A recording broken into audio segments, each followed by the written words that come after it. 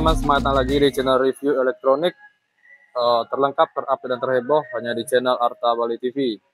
Yes, jadi di video kali ini kita akan mereview lagi ya salah satu LED TV dari Sony dengan tipe KD65X85J. Seperti biasa di sini kita akan mereview dari segi tampilan, build quality, fitur-fitur dan kualitas gambar serta suaranya. Dan tanpa basa-basi kita langsung saja ke penjelasan pertama ya teman-teman ya. Tapi sebelum video dimulai jangan lupa klik like, subscribe dan di-share hanya di channel Arta Bali. Sip, kita langsung masuk ke penjelasan pertama. Oke, yang pertama kita bisa lihat dari segi tampilan frame-nya, dia sudah tidak menggunakan frame teman-teman ya.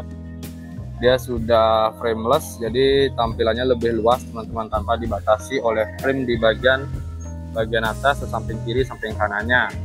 Dan bisa kita lihat di tampilan kakinya, dia sudah menggunakan metal teman-teman ya. Jadi dia jauh lebih kuat, tingginya kisaran bagian 8 sentian lah dari kaki ke TV-nya. Kita bisa lihat ya dari bawah. Ini tidak termasuk teman-teman ya. Jadi ini pajangan lain. Setelah itu di bagian tengahnya seperti biasa dia ada label Sony-nya. Kita bisa lihat di sini. Tunggu ya, kurang jelas. Nah, ini kita bisa lihat ada label Sony-nya di sini. Dan untuk di bagian tengahnya ini dia juga ada untuk power teman-teman ya, untuk mematikan atau menghidupkan TV-nya.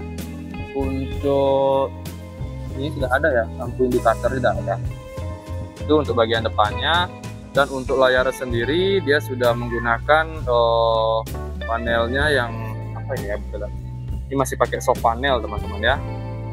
Belum menggunakan IPS panel. Setelah itu di sini juga ada tempelannya, ada Sony Xperia dengan tipe X85J dengan ukuran 65 inci. Sudah support 4K HDR teman-teman ya. Nanti untuk kualitas gambar kita jelaskan di bagian fitur. Sekarang kita cek untuk bagian belakang teman-teman ya, apa saja yang ada di perlengkapannya. Nah, ini dia untuk bagian belakangnya, kita bisa lihat kurang lebih seperti ini teman-teman ya, lumayan besar karena ini ukuran 65 inch. Di sini pertama ada untuk kabel power teman-teman ya. Di sini di bawahnya dia tidak ada, dia hanya baut. Di sini juga sudah disediakan untuk mounting bracket teman-teman ya. Di sini bagiannya ada 1, 2, 3, 4. Nah, itu untuk bracketnya. Di sini juga ada untuk ventilasi kayak teman-teman di sini ya. Mungkin untuk mengeluarkan darah panas TV-nya. Dan perlu kalian ketahui untuk speaker Sony dia dari bagian bawah ya untuk seri ini, beda dengan seri XR. Kalau seri XR dia sudah speaker tuh ada di bagian tengah-tengah TV ya, di bagian layar lah tengah-tengah, sama di bagian samping kalau yang sudah audio surface multinya. Setelah itu kalau untuk yang seri biasa dia speakernya masih berada di bawah teman-teman ya, tapi dia sudah support Dolby Atmos. Setelah itu untuk portnya di sini kita bisa lihat. Nah, untuk portnya sendiri di sini dia ada dua USB standar sama USB 3.1. Setelah itu di sini juga ada digital optik untuk speaker, ada audio out juga, audio jack ya kita lihat di sini. Setelah itu di sini udah untuk video in. Contohnya kalian jika memiliki DVD bisa kalian menggunakan ini ya, atau yang lain-lain lah untuk menampilkan gambar ya dari player. Oke. Setelah itu untuk HDMI-nya sendiri di sini dia ada 4 ya teman-teman ya, lumayan banyak. Di sini dia ada HDMI in, ada HDMI in-nya 2 untuk menampilkan gambar. Ada HDMI ARC atau ARC 4K 120 Hz. Jadi ini untuk suara teman-teman ya, kalau ya ARC ini.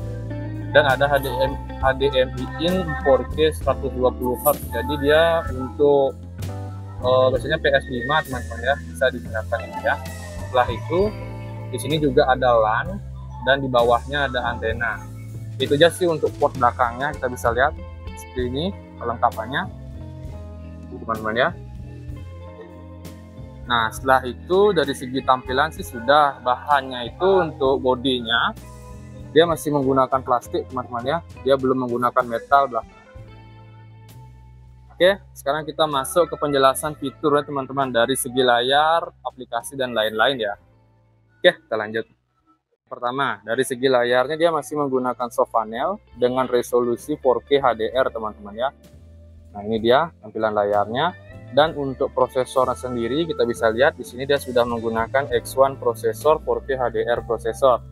Jadi bagusnya Sony ini dia sudah menggunakan prosesor X1 sehingga kelebihannya sih dia bisa mengupscaling dari warna gambar, kecerahan dan lain-lain teman-teman ya untuk X1 prosesor. Setelah itu dia juga ada fitur True Luminous Color. Jadi ini fungsinya untuk menekankan warna merah, biru dan hijaunya agar lebih detail untuk warnanya teman-teman ya. Itu dia.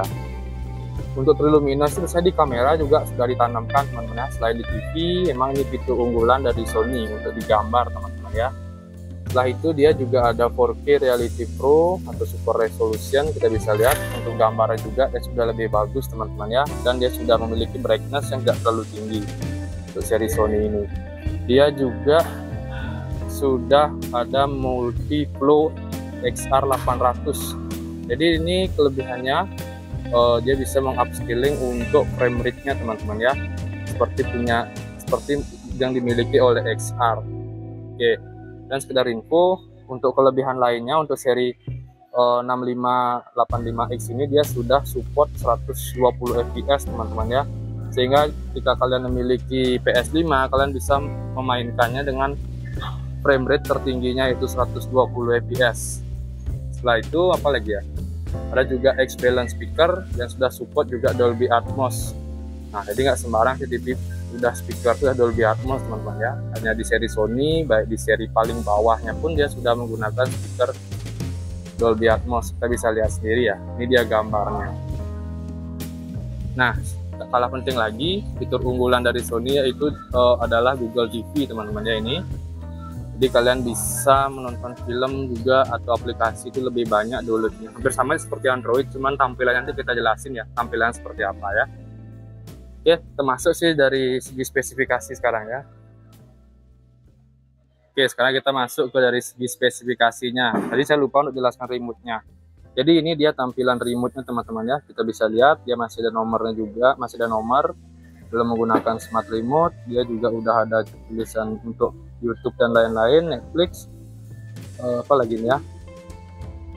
Banyak sih untuk hampir sama seperti remote biasa, cuman dia lebih tipis teman-teman ya untuk remote-nya. Oke, sekarang kita ke gambar. Tunggu dulu, kita cerahkan dulu warnanya. Nah ini, sekarang kita ke spesifikasinya. Pertama kita pencet home dulu teman-teman ya. Nah kurang lebih untuk fitur pertamanya dia seperti ini teman-teman ya. Ada untuk TV, settingan TV, program guide. Ini untuk inputnya dia di sini ada sementara ini aja. Kalau kita tambah lumayan banyak di bagian bawahnya, ada untuk HDMI 1, HDMI 2, ARC, HDMI 4, video, dan masih banyak lagi USB, media server dan lain-lain. Kita bisa tampilkan semua di bawah, tinggal mencentang atau mentekan guys teman-teman ya. Contoh saya tekan Netflix, saya centang, dan Google Play Store, jadi akan muncul juga. Ini di sini semua aplikasi juga sudah kelihatan ya. Kita back dulu. Nah ini dia muncul teman-teman, sudah di bagian untuk inputnya ya. Ya di sini ada AirPlay. Nah sekedar info di sini untuk seri ini juga sudah support AirPlay teman-teman ya. Jadi kalau kalian sudah punya iPhone bisa langsung connect di sini, baik menampilkan layar dan lain-lain. Di sini kita bisa lihat ada Netflix, ada Google Play Store, demo aplikasi, YouTube dan lain-lain. Setelah itu coba kita back teman-teman ya. Setelah itu di pengaturannya coba kita cek. Nah di sini dia ada untuk settingannya lumayan lengkap teman-teman ya, hampir sama settingan seperti TV Android juga, tidak terlalu ribet teman-teman ya. Ada channel input, ada display sound, ada koneksi internet. Di sini kalian tinggal mengoneksikannya saja ya. Ini juga banyak sih privasi, aplikasi, remote dan lain-lain. Setelah itu coba kita back lagi.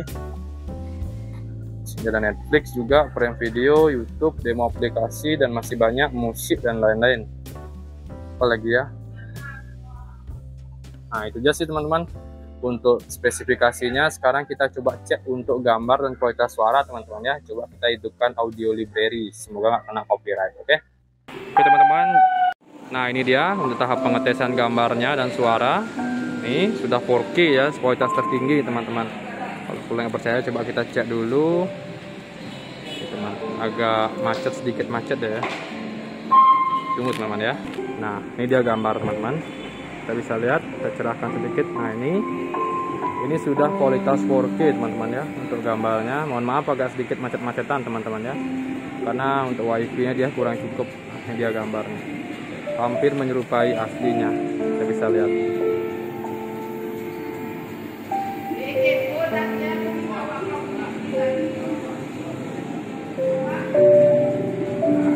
Suaranya kita pakai maksimum volume di 100 teman-teman ya.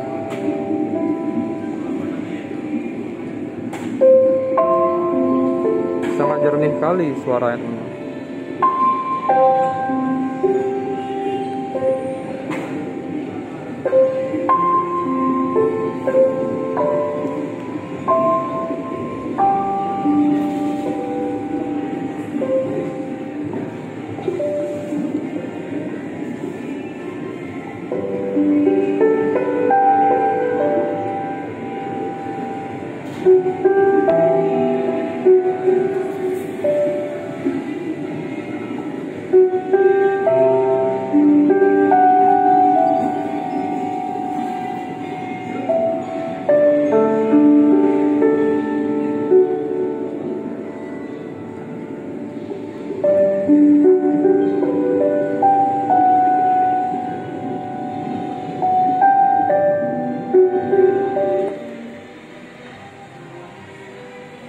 Kok mati deh.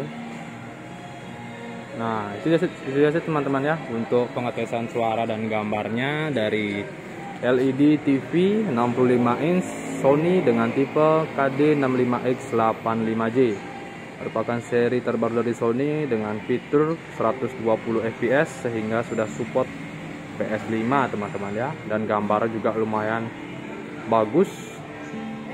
Dan untuk frame-nya dia sudah frameless, jadi dia tanpa frame teman-teman ya.